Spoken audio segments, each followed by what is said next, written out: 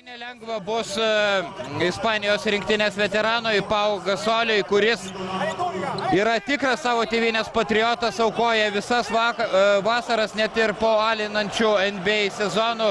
Jis visada, kai tik netraumuotas, padeda savo tėvyniai ir tikrai kaunasi kaip liūtas.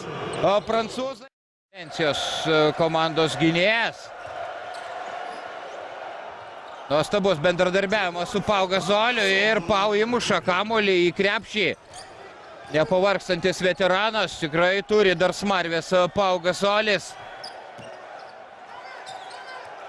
Julas prilipęs prie Tony Parkerio. Nikolai Abatumas šiek tiek priblėsęs šiame Europos čempionate. Nematome nei jo taiklių tritaškių, nei įspūdingų šuolių, nei staigių prasiveržimų. Priverstinis Nando De Colo metimas.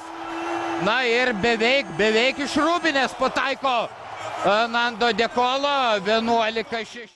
Nes tai būtų paskutinės vilties pražanga. Julas dovanoja kamuolį Nando De Colo ir Pau Ribas. Kaip ledo ritulininkas patiesia dabar ant parketo Nando De Colo. Idėjas. Kur aikštėje ir Rodrigesas ir Julas.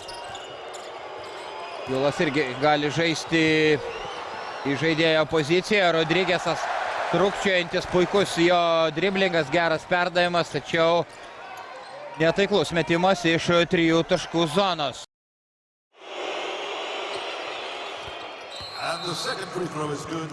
Galėtų savo dabar gulėti išvertęs bambą, kuriame nors Andalūzijos ar Katalonijos pliaže Pau Gasolis, tačiau jis arė už tėvynę ir dėl to pagarba jam. Čia zoninio presingo elementas.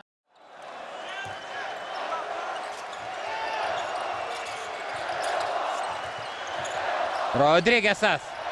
Bet iš toli ir pataiko.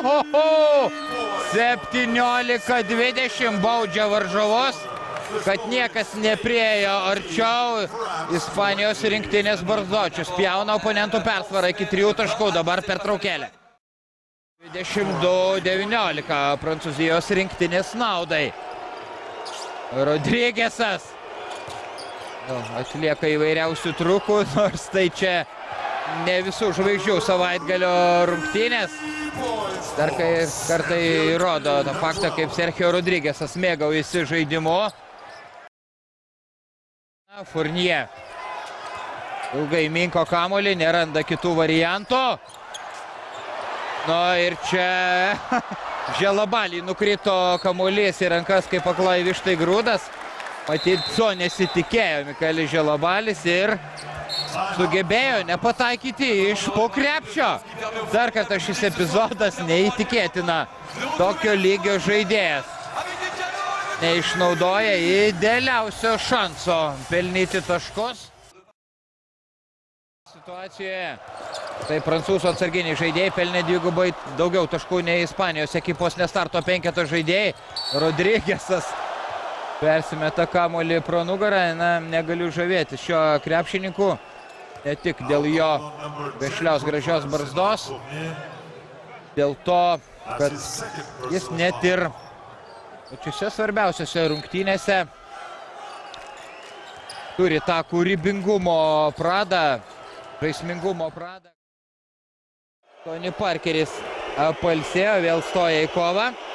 Tai dar nieko nereiškia, kad Tony Parkeris nepelnė taško. Jeigu matėte rungtynės su Latviais, jis irgi pusantro kėlinio poilsiavo, slankiojo aikštėje, tačiau paskui buvo tarsi žmogus iš kitos planetos, kai per minutę ir 40 sekundžių pelnė 9 taškus iš eilės.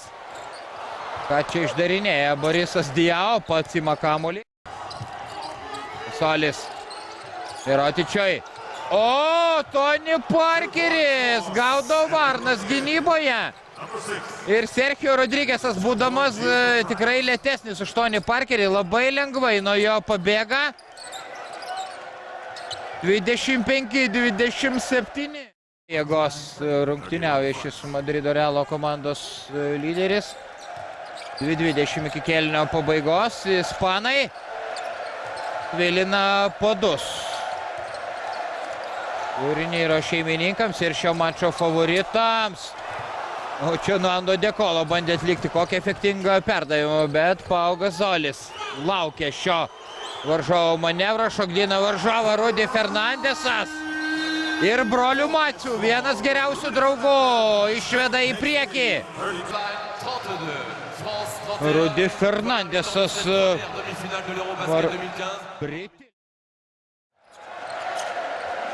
Ribas stengiasi griebti už gerklės Tony Parkeriui. Nerezultatyvi ataka ir Pau Gasolis beveik nepašokęs. Leidžia Rudy Goberui pelnyti taškų. Batumas. Kraustosi iš proto Lilio Arena. 2-2 ir Borisas Dievas stringa varžovų gynyboje. Ir čia Nikola Mirotičius gaudė kamuolį kaip karštą bulvę. Toks lengvas chaosėlis aikštėje.